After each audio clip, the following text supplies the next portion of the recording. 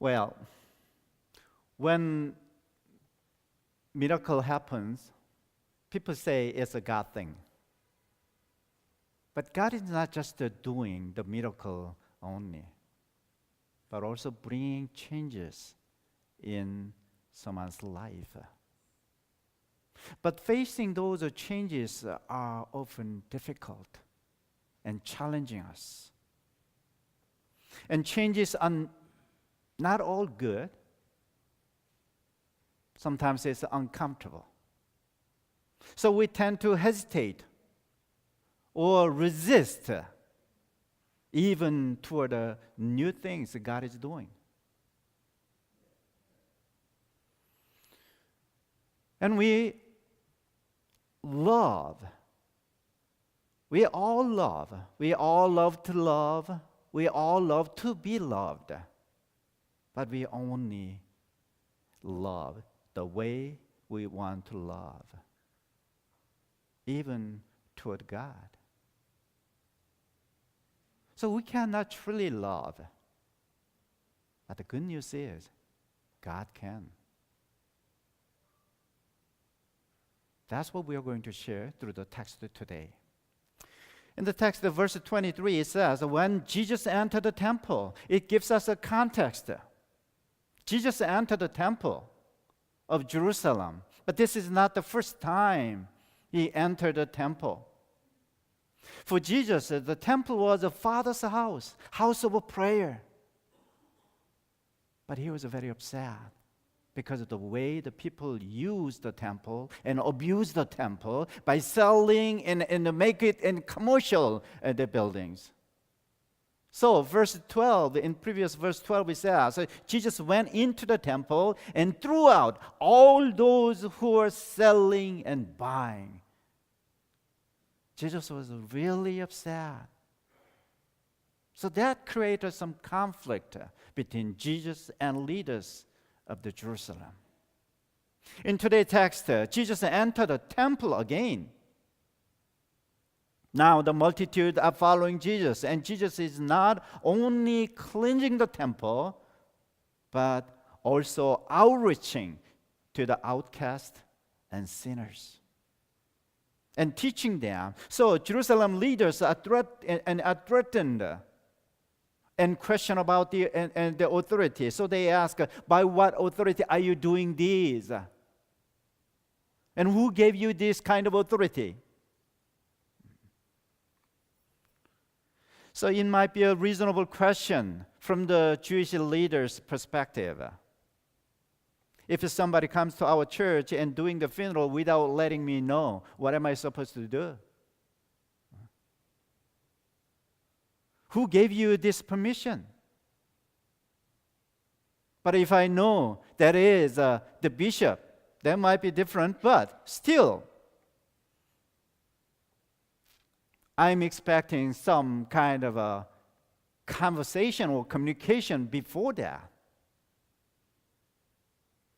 So, what if that person is a Jesus, the Son of the living God? He didn't give me any tips. He didn't say anything. But if he, the Son of the living God, Jesus, is here and doing something, what am I supposed to say? Who gave you this authority?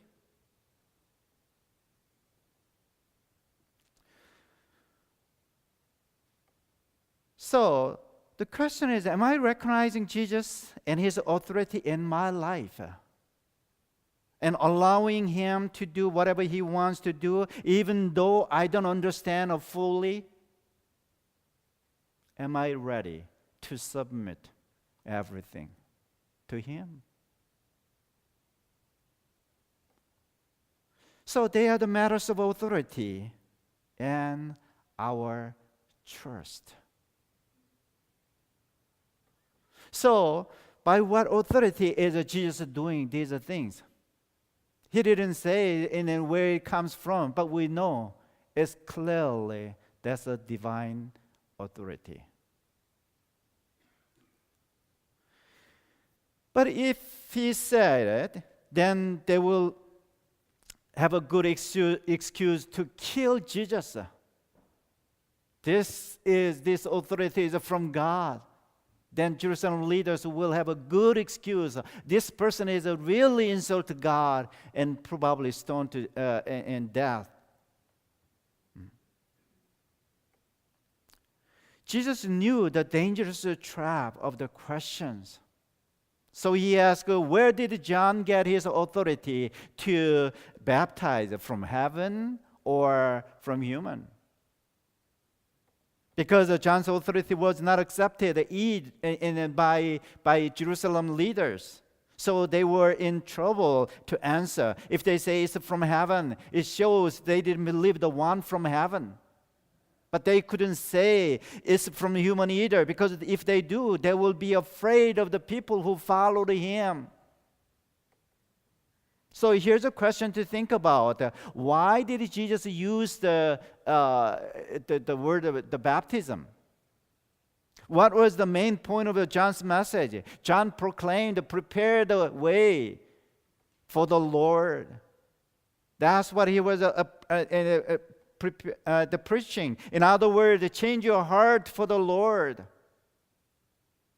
So when a lot of people heard that, they changed their heart and they came to him. What shall I do? So John taught him what you should do, what you shouldn't do.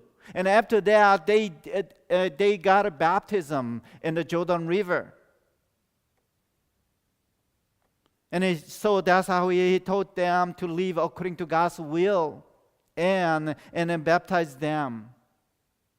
But there were some people like a Jerusalem leader who thought that they already knew God and God's will. They didn't change their way of life. Their hearts were full of arrogance. I'm the one who know God's will. So they said, I already know. So they say to Jesus, by what authority are you doing these? Those people who flocked to the river of the Jordan, they said, what shall we do? It was a question, really honest plea and desperate situation. But this person's another question, but it looks like a question, but it's not a question. It's blaming him. How come you're doing this in here? And actually, Jesus already showed the real authority in the Gospel of Matthew in many places. The real authority in his teaching, unlike any other teachers of religious law, and the real authority to heal the sick, real authority to forgive the sinners. He already showed that authority. So even demons recognize his authority, but not the Jerusalem leaders. So through the parable of the two sons, Jesus asked, with which son do you relate? The one who said yes to the Father's will but still don't do it?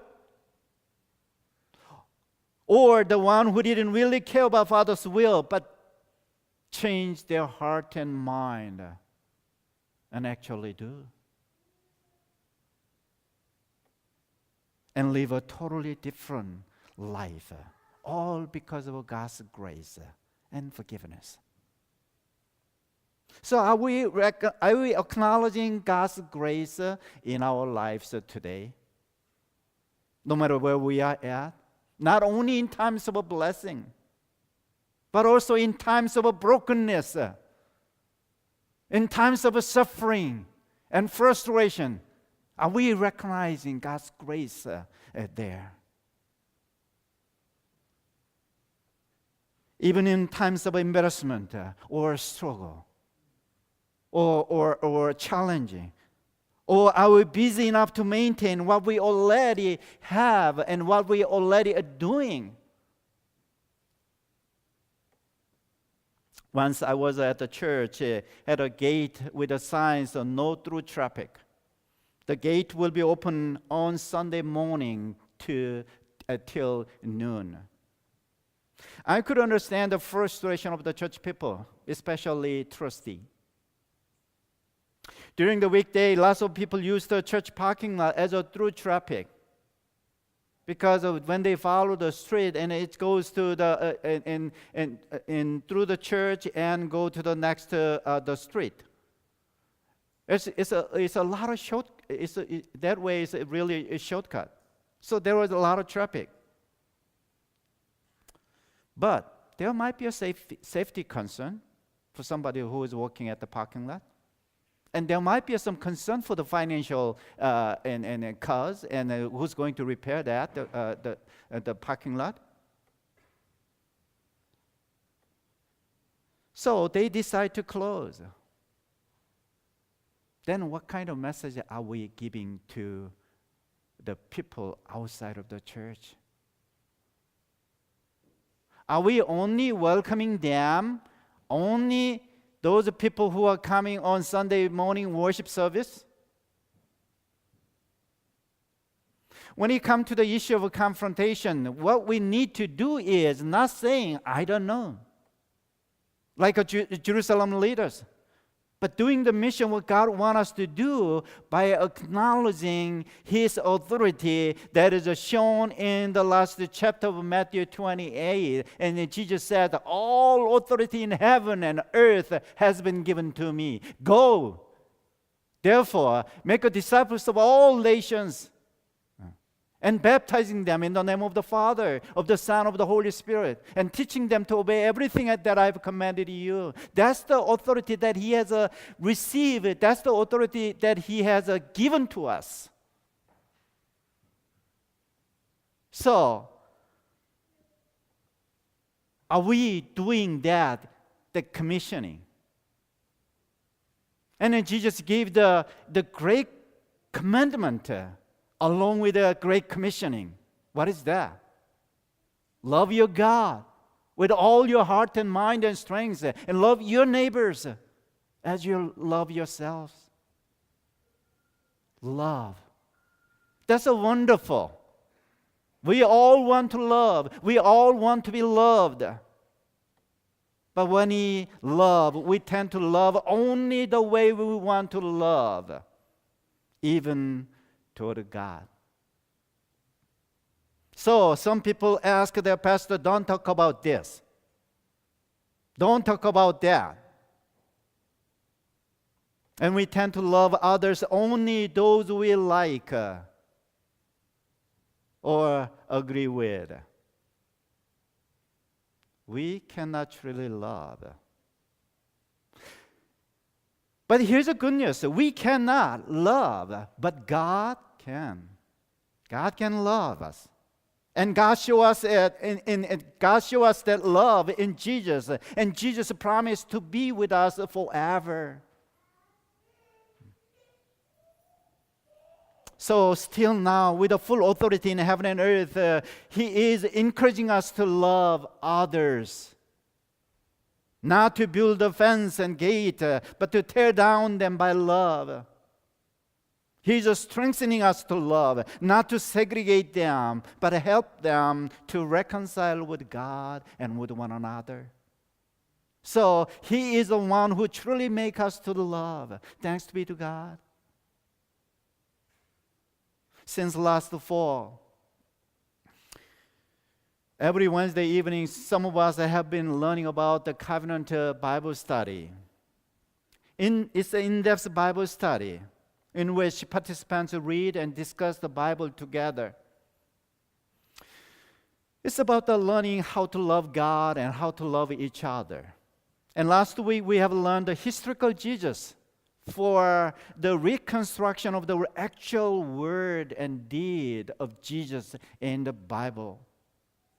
One of the surprising lessons was there is no historical source about Jesus from the outside of the church.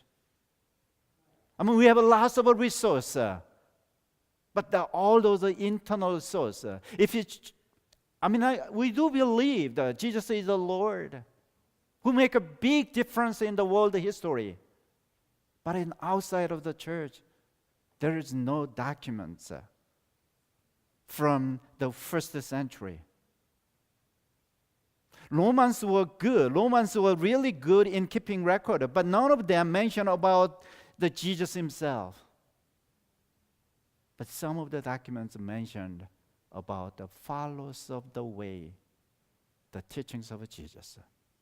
So what does that mean? It means the Christianity has been spreading out not by Jesus directly, but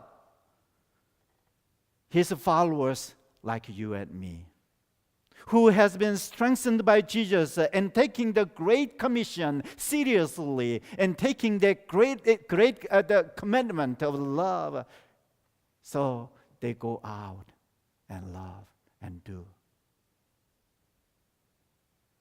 God's grace is amazing. At the same time, it often challenging us to move forward with a faith. So friends, what is the Holy Spirit is really trying to say this morning to you and me? Are we more like the religious authority in our attempt to manage any new activity God may be doing in our midst? So we say, oh, we never did that before. Oh, we have already tried and it doesn't work in here. Or though your experience and reason make you hesitate or reluctant, would you like to say yes, Lord, and do it? So you give other person one more love, one more patience, one more forgiveness, and one more trust, so that we all can experience that power of love. May the Lord bless your heart so that you may be sensitive, the voice of the Holy Spirit, so that you can share that power of love with the people around you. Amen.